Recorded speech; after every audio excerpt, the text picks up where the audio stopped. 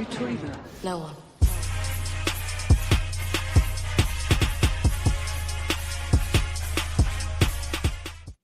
What's going on, everybody? Welcome to another edition of the Gators Online Show. This is our rapid reaction post-game. Florida has just fallen to Kentucky, shockingly, 38-7. I'm Keith Niebuhr of Gators Online. That is senior reporter Zach Alberverdi, also of Gators Online. And Zach, what we just saw in Lexington, one of the more disturbing, ugly losses for Florida football, really in a long time. It's up there. They really couldn't do anything right. It was all Kentucky, really, from start to finish. What are some of your quick takeaways, and then we'll get into kind of a little bit of a game breakdown here and where Florida goes from here? Yeah, I mean, I think you said it. I mean, it's rock bottom without question. I mean, I know that Napier is no longer the coach, but this is rock bottom of the Napier era in the last 4 years, at least you could say. I mean, you could point to the Vanderbilt game in 2022. But at least that was a 31-24 game where the Gators had a chance to win on a overthrown Hail Mary. And you could point to the Arkansas game or even the USF game this year. Florida had a chance to win every single one of those games. They had no shot to win this game tonight. And they've been competitive in all their losses this season. That was not the case in Lexington. All right, Zach, how bad was it? Florida falls 38-7, 31-point margin. In 1979, when Florida did not win a game, they lost to Kentucky 31-3. You have to go back to 1950, 75 years ago, to find a worse loss by a Florida team to Kentucky. 1950 Gators lost to Kentucky, which I believe finished 10-1, and the final that year was 40-6, I want to say. Zach, that was so long ago. Bear Bryant was the head coach of the Kentucky Wildcats, okay? So this is a historic bad loss for the Florida football program, and the numbers really tell the tale. Again, 38-7, 24 first downs for Kentucky, 17 for Florida. Kentucky was 8 of 12 on third down, 2 of 3 on fourth down, 401 yards. Florida only had 247. I mean, we used to think, hey, if they could get to the 400-yard mark, they'd be okay. They can't even get to the 250 or 300-yard mark right now. Kentucky just really had its way. Intercepted quarterback DJ Lagway 3 times, and that really was the story of the game within the game itself. DJ Lagway struggled, 3 picks in the first half, did not play. The second half was benched in favor of true freshman Tramel Jones. And where do we go from here, Zach? What's the what's the next move? I think it's just Yeah. Well, if you kind of read Billy Gonzalez's post-game comments, once you can head over to Gators Online and do, it's very clear that one, this was his decision to bench DJ, and he made no commitment whatsoever to him being the starter moving forward. So I do think that we've got a chance to see an open competition for these last 3 games. The Gators have to win out now in order to make a bowl game. But more importantly, they've got to figure out what they have at quarterback for the next coach and moving forward. I think that it has been just, I guess, assumed that a next coach would come in and try to take Lagway and fix him up and see if he can kind of get back to where he was as a freshman. But, man, the way that this thing is trending now, it could be anybody's job in 2026, and it could be anybody's job here for the last 3 weeks of the season. So this was, a long time coming. I think, Lagway had his moments during the year where he started to perform and play better, but he's just struggled too much. He's had too many interceptions. He has now more picks on the season than he does touchdowns. And that 3 interception first half that he had, back-to-back picks in the last minute of the second quarter. I mean, it was time to make a change. I give Billy Gonzalez credit for finally pulling the plug, and I thought Tramel Jones, given the situation, just being his second appearance of the year, did pretty solid. Yeah, DJ Lagway finishes 11 of 19 for 83 yards, 1 touchdown, 3 interceptions. Tramel Jones comes in, goes 9 of 17 for 60 yards. Jaden Baugh played hard as he always does, but, he doesn't normally get tackled behind the line of scrimmage, but the Kentucky defensive line really won that game. Well, remember, he went off against Kentucky last year. That's right. Last year, 100-plus yards against Kentucky, 5 touchdowns. This year, He did score Florida's lone touchdown on I think a 10-yard pass from DJ Lagway, but 17 carries for 64 yards and had at least 3 carries where he was stopped behind the line of scrimmage. Aside from Lagway's struggles, and by the way, you're right, Zach, he entered the game with 10 touchdowns and 9 interceptions on the year. So now he's at 11 touchdowns and 12 interceptions. Yeah, I mean, I think sitting him could be good for both. Look, this season's lost. We know that, but now it's a reclamation project for DJ Lagway, and whether he's at Florida or anywhere else, like somebody's got to get him confident and feeling the vibe. And I know people say, I don't care about him. Well, he may still be your quarterback next year, so you better care about him. We don't know what's going to happen.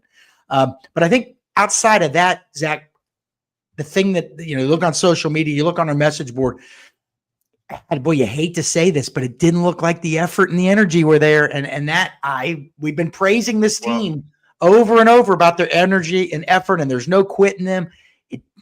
I'm not out there. You can't say that anymore, Keith. I mean, we found out today, some news came out during the first quarter of the Florida-Kentucky game that there was some players that have quit.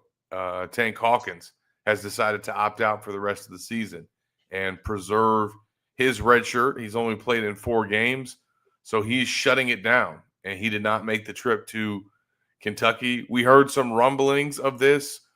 We tried to confirm it with a second source, but we were unable to do that. But this is something that we had heard. He had communicated to the staff during the week, and when Florida kind of put together its depth chart after the week of practice, we were told that he was not on the depth chart. So this is where this thing had kind of been trending, and now we've learned that he's done for the year. And I think that kind of speaks to where this thing is at. Look, he is his own case and his own situation, and obviously not every guy on the roster is going to do what he has decided to do. But I think that some other guys will and have, and it speaks to kind of where this season is kind of trending towards, and the fact that, look, these guys have competed and played hard and not quit in so many games, but it's getting to a point now where it's just hard to expect that those guys are going to keep doing that each and every week. And as much as you want to see that as fans, man, these guys, at some point they're going to reach their breaking point, and that was tonight in Lexington. Well, I thought that in this NIL world, and I was wrong. Okay, nobody ever likes to admit they're wrong, but I thought in this NIL world that the guys would keep fighting, keep scratching, keep clawing, because they got to get paid, right? And if your production dips, if you dip out on the team, if you dip out on the season, if you're making arm tackles and guys are running right through you on the way to the end zone, that's going to hurt you in the pocketbook. But that's sort of what we saw tonight. We saw a defense surprisingly get pushed around and really had to resort to arm tackles for most of the game. It was just it was ugly on both sides, Zach. I mean, most of the season it's been, hey, the defense did its part. If the offense would have done anything, Florida would be sitting here at 6-2. But tonight, the offense was atrocious. The defense was bad. Jim says the offense demoralized the defense. Yeah, there's some truth to that. No question about it. But there are bad offensive teams with good defensive teams, and those defensive teams continue to fight all the way through the season. I don't think we really saw that tonight, quite frankly. It just didn't look – you hate to question that too much because, like, again, they're out there in the trenches. We're not. But it didn't look like the same defense we saw last week. How about that? This is the best comment that I've read all season. Justin, I appreciate you and everyone else that's listening and watching right now and commenting, but this is the best thing that I've read in quite a while. I didn't realize that this happened, so I appreciate you bringing this to my attention. But Lane Kiffin retweeted the news of DJ Lagway being benched. He retweeted on 3, by the way. Shout out to Lane for the retweet. But yeah, that's something, Keith. All right. So look, man, they got to look again. They're not going anywhere. They still got 3 games to play. People say again, who cares? And they got to figure Lane next week. Well, that's true. So now you go to Oxford next week, and what Florida team are we going to see? Are we going to see the one tonight, or are we going to see the one that had all that intensity a week ago? And is this the beginning of the end of the season? Is it completely sideways where obviously the losses were already there, but now is the effort following, or can they regroup and at least go out and put up a fight in Oxford? because if they don't, if they play like they did tonight, it's going to be worse than 38-7. I can tell you Listen, that right now. if they play like they did tonight, Keith, they might not win another game this season. Kentucky had 3 wins. They're not very good. They just scored 10 against Auburn and won 10-3. And the week before that, they gave up 50-something to Tennessee. Florida scores 7 points on them. Okay, so didn't do anything well tonight. It really starts to me, I mean, you got obviously Lagway struggles, but aside from that, in the trenches, the Kentucky offensive line, the holes were there all night. They were there all night. Gators got gashed. They got gashed. We wrote at Gators Online before the game, keys to the game. One of them was winning the rushing battle. We mentioned Jaden Baugh and the fact that he had that record-setting game against the Cats last season. That had to happen again, and not only that, but Ford had to be able to stop the run defensively, and neither of those things took place. Baugh was under 4 yards per carry, held to just 64 yards on the ground, and then the Wildcats almost had 130 more rushing yards than the Gators. Look, Florida hadn't allowed a team to rush or reach 200 yards on the ground once this season. And they got over 230 on the ground. So just absolute dominance. They almost had a pair of 100-yard rushers. And you wouldn't say Kentucky has a prolific offense. They were averaging like 360-something yards a game. On the other side of the ball, Florida's offensive line, I mean, if Jaden Ball's getting hit in the backfield against a team that doesn't have a top 12 defense in the SEC, that's not a good thing. Now, a week earlier, Kentucky had 7 sacks. I kept reading they had 7 sacks against Auburn. Well, guess what? Auburn ranks dead last in the country in sacks allowed, okay? But that same defensive line put a hurting on Florida tonight. And, I just took a call from somebody, and they were talking about how the Florida, the recruiting strategy the last few years, they were stacking, I don't know about a strategy, but the results, stacking 4-star receivers, stacking 4-star running backs. Tramel Jones, 4-star quarterback. DJ Lagway, 5-star quarterback. And then you look at the offensive line, and it was kind of that trust us. We know what we're doing. Trust us. We'll go get the big bodies and we'll coach them up. And the offensive line, Zach, is it any better today than it was 4 years ago? I mean, you tell me, because and look, this is Kentucky has been the team that has given Florida the most trouble in the Napier era, and it is the team that has exposed their warts that they've had, especially along the line of scrimmage. This is always a line of scrimmage game against Mark Stoops. And once again, the Gators got whipped up front. And look, that was the key to them being able to snap what was a 3-game losing streak to Kentucky last year in the Swamp. The fact that they could dominate the line of scrimmage, the fact that Ball was able to put up the yards that he did, and just once again, not able to do anything. Look, I don't know what's going to happen now. I will say this, at least for Florida fans, that they had anything that they could still kind of look forward to watch for the year, that is Tramel Jones. I mean, at least there's some type of intrigue, I guess, with the quarterback situation now. You do get to watch the Lane Kiffin Bowl next week. So, we mentioned about the Florida players and them, how do they move forward? Like, do they get up for this game Saturday in Oxford? I would hope so. Maybe they're trying to impress their next coach, Keith. Well, let's speaking of that, Gators Wag keeps asking this question, and Gators Wag says, "What's the latest on the coaching search?" Listen, man, there's not going to be a lot of news on a day-to-day basis. We know clearly who the number 1 target is. It's Lane Kiffin. Beyond that, we haven't really talked to anybody who knows definitively who the number 2 candidate would be. All right. Now, I can add that there has been some reports in recent days about Brent Key may be coming close to an extension. Kenny Dillingham reportedly telling his team that he was coming back to Arizona State next season. And I want to say that there was a report from our On3 site for Vanderbilt that said that Clark Lee is expected to sign an extension during the bye week. So those are 3 candidates that have been out there mentioned as betting odd favorites for the Gators that it looks like are going to be off the board here soon. But as you mentioned, Keith, all eyes are on Lane, and we're really not going to get any clarity on his situation until at least the regular season comes to an end. Look, these next few weeks are going to be difficult for everybody. We know this. I mean, it's going to be difficult for us trying to cover this mess. It's going to be difficult for everybody trying to watch this mess. Maybe they can pull together a win against one of these final three teams. Ole Miss, Tennessee at home, never plays well in Gainesville. Rarely plays well in Gainesville. Excuse me. They did, unfortunately, a couple of times for Florida. And then you got FSU in the season finale. But it's just been, you got a lot of people saying they're already into basketball. I mean, it's just. I got you. It went sideways fast. It went sideways fast. You know, we got people asking, did the media overhype this team? Well, sure they did.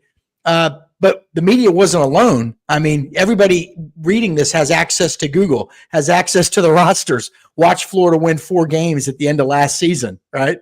I mean, you know, so we were all sort of complicit in this buildup. I mean, it wasn't. I mean, it wasn't local media. It was everybody. It was that's right. That's right. Josh, our good friend Josh Pate, who we think does an unbelievable job. He had Florida as a playoff team. It was you're having to project. They had so many starters back. Yeah, DJ Lagway wasn't great last year, but it showed promise. So you're putting all these things together and you're projecting. But, you know, again, the couple things always came back to us, Zach. You know, I picked them to win 9 games. I'm not going to lie. At least I didn't have them winning 12. But it was, you know, I was concerned that Lagway had missed all that offseason time in his development. Because you know, he only showed promise last year. He didn't show greatness. I was concerned that even though the offensive line returned 4 starters, and Jake Slaughter was an All-American last year, I still wasn't looking at these guys like it's a great unit. They didn't push people around last year. And then third, the schedule. And it turned out, though, that not many of the guys on the team, Jaden Ball's one of them, Vernell Brown is another. Some guys did this, but a lot of guys did this or even this, and that's what you get with this tough schedule. But really, you know, it's funny, Zach, you go back to that week 1 win over Long Island. It was 55-0, but, you know, you and I are sitting next to each other, and it wasn't pretty. And usually you let those things slide. Oh, it's the first game. They're not playing anybody good. But even against Long Island, the offense struggled. You remember what Billy Napier said after the game, that Long Island had sort of caught them off guard with some things? Some of their defensive stuff. What? You know, so there were red flags early in the season, and then obviously the USF loss, a game that Florida had no business losing, really sort of brought a lot of the issues to light. And then they just haven't beaten anybody. They haven't made any of the plays when it counted.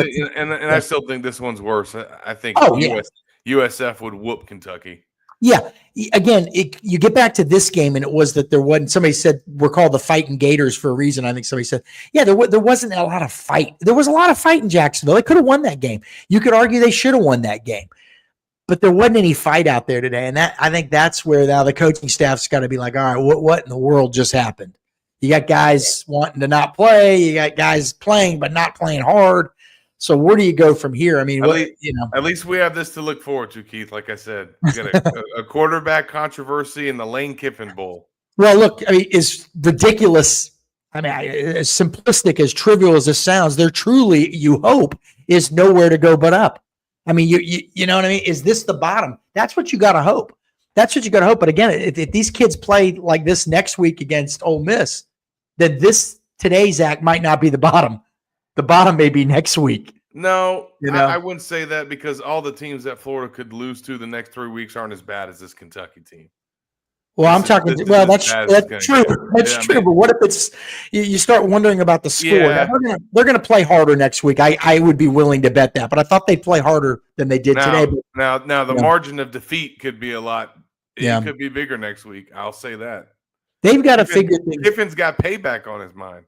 These are like people were mentioning. These are professional athletes now. They've got to act like pros. They got to get back to work.